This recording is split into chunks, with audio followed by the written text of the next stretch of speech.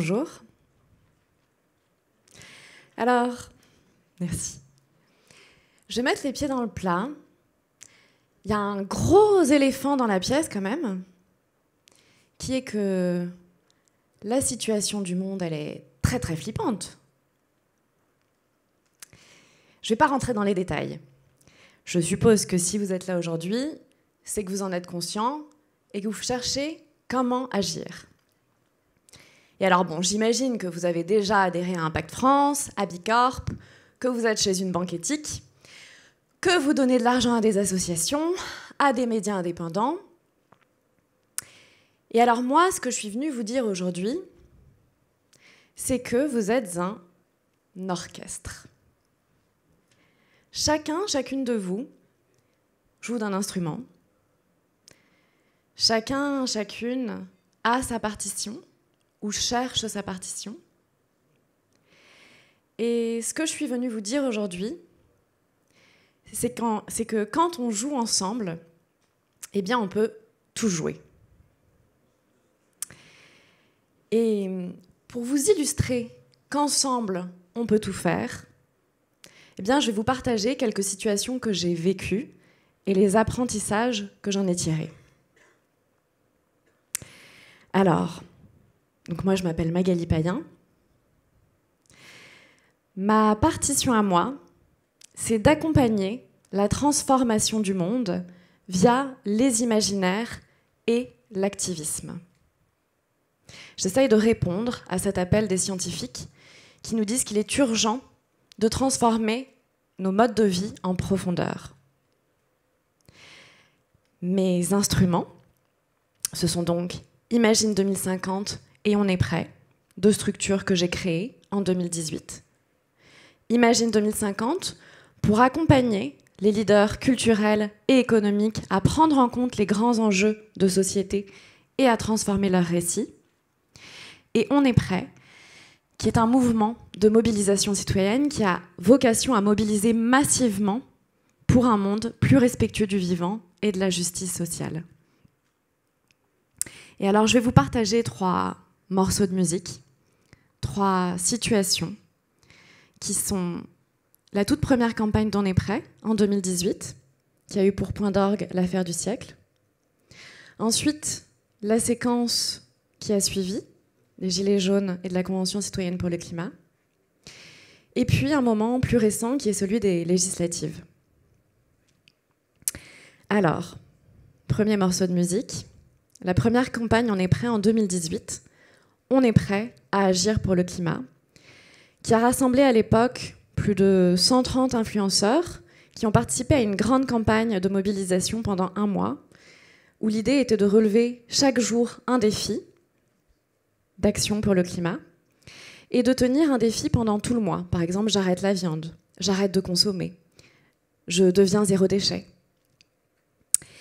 Et le point d'orgue de cette campagne-là, c'était donc de soutenir l'affaire du siècle, ce procès contre l'État pour inaction climatique, en partant du principe qu'on montre qu'on est prêt à agir à notre niveau, à transformer nos modes de vie.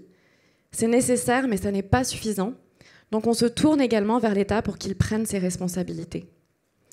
Et donc ce qu'on a fait avec ces influenceurs, ça a été de mobiliser autour de la pétition de l'affaire du siècle, qui a recueilli plus de 2,3 millions de signatures et qui est à ce jour la pétition la plus signée en France.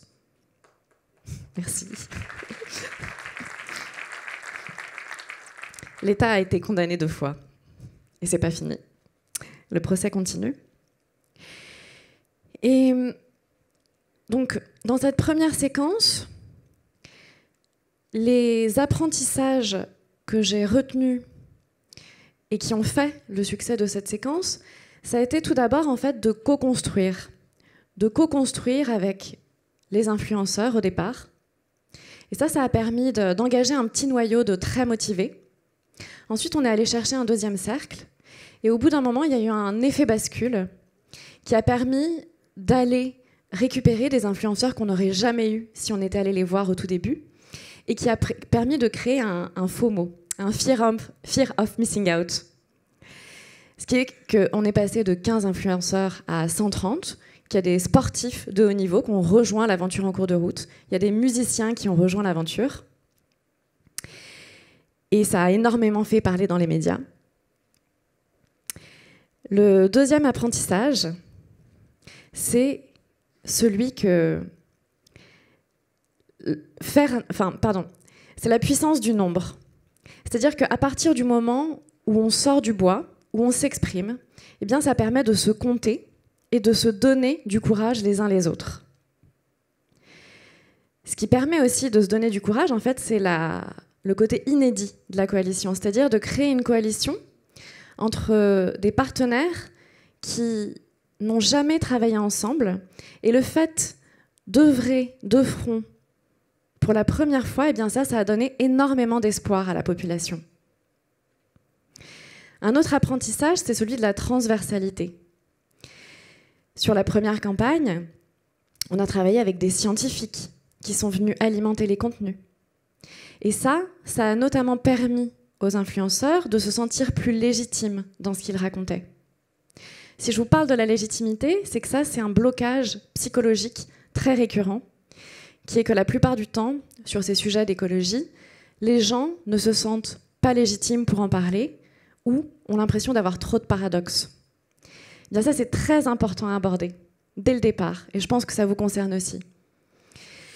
Sur le sujet de la légitimité, il faut savoir que même un expert dans un domaine, même un expert du climat, ne comprend pas l'intégralité de ce qui se passe au niveau climatique et ne comprend pas non plus ce qui se passe dans les autres domaines, que sont ceux de la biodiversité, par exemple. C'est pas pour ça que ça doit nous empêcher de prendre la parole et d'agir. L'omniscience, ça n'existe pas. Dès le moment où on habite cette planète, on peut prendre nos responsabilités pour la protéger. Et sur la question du paradoxe, c'est pareil. La perfection n'est pas de ce monde.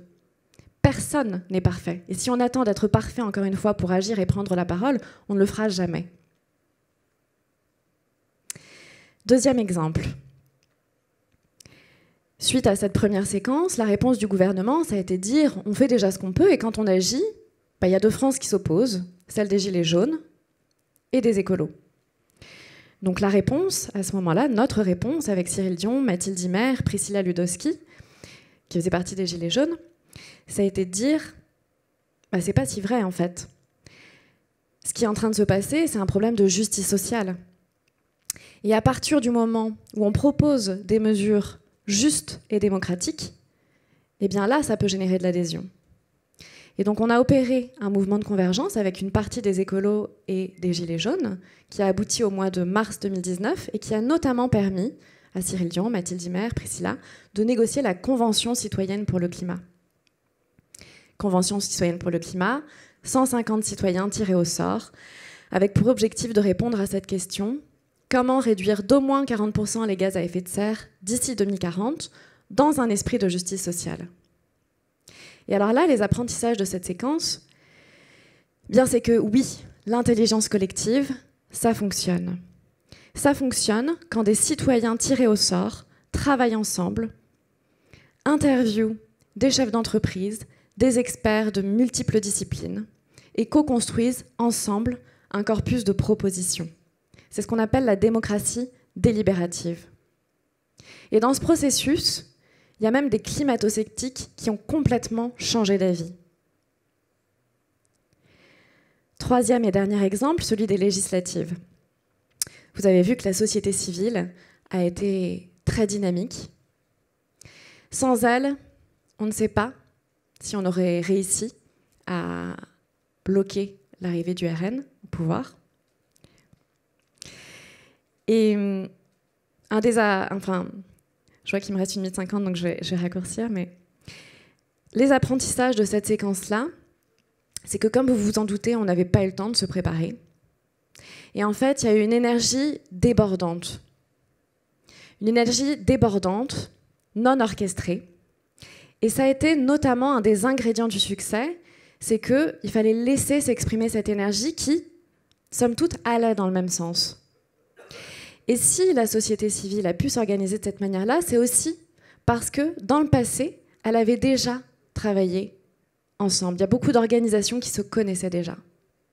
Et alors, si on synthétise tout ça, On me demande souvent, mais alors est-ce qu'il vaut mieux adopter la stratégie de l'hydre ou du dragon? À savoir, est-ce qu'il vaut mieux agir ensemble tout le temps, le dragon, ou bien est-ce qu'il vaut mieux avoir une biodiversité d'actions qui ne sont pas coordonnées? Au départ, j'étais dans cette stratégie du dragon, et aujourd'hui, j'ai oublié ce fantasme. Et je pense que l'important, c'est d'alterner les deux, et que ça, c'est rendu possible si on a déjà créé des liens au préalable, lors d'alliances ponctuelles ou dans des espaces interstitiels comme aujourd'hui. Ce que j'ai appris aussi, c'est que c'est indispensable de nous former en continu, de nous former sur les enjeux complexes du monde, à savoir l'enjeu de limites planétaires, il n'y a pas que le climat. Et si on n'est pas conscient de tout ça, on risque de prendre des décisions mal adaptées. Et le deuxième enjeu, qui est celui des justices sociales. Comprendre ce qui se passe pour l'autre, développer notre altérité et créer des solidarités. Et alors au début, je vous ai dit qu'on était un orchestre. C'est pas complètement vrai. Parce qu'il n'y a pas toujours de chef d'orchestre. Ce qu'on est aujourd'hui, dans ce nouveau monde qui émerge, c'est qu'on est plutôt un bœuf musical, où chaque instrument peut prendre le lead à un moment donné. Et cette qualité de musique, elle n'est possible que si on s'écoute. Alors maintenant, en avant, la musique. Merci.